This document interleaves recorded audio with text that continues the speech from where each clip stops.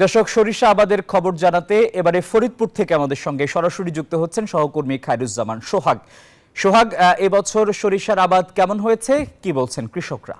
ধন্যবাদ টিপু। আমি এই মুহূর্তে দাঁড়িয়ে আছি ফরিদপুর সদর উপজেলার ডিগ্রিচর ইউনিয়নে, যেখানটায় বিস্তীর্ণ মাঠ জুড়ে সরিষার আবাদ করা হয়েছে।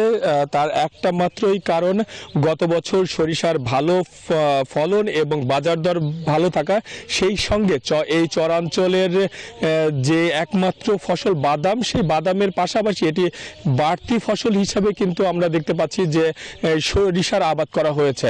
আমরা কথা বলেছিলাম কৃষকদের সঙ্গে, তারা আমাদেরকে যেমনটি জানিয়েছেন যে কম খরচে অধিক লাভ হওয়ার কারণে এবং সরিষার তেলের চাহিদা বেশি থাকার কারণে কিন্তু এই সরিষার আবাদ তারা বাড়িয়েছেন।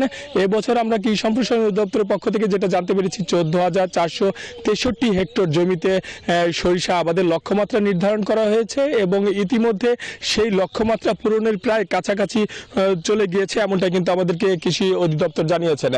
তবে তাদের যে উৎপাদন লক্ষ্যমাত্রা, সেই উৎপাদন লক্ষ্যমাত্রা কাঙ্ক্ষিত মাত্রায় কিন্তু তারা পৌঁছাতে পারবেন যথাসময়ে, এমনটাই কিন্তু আমাদেরকে জানানো হয়েছে। তো এই ছিল আমার কাছে সরিষা আবাদের সর্বশেষ সংবাদ। ফিরে যাবে স্টুডিওতে আপনার কাছে টিপু। সোহাগ, আপনাকে ধন্যবাদ।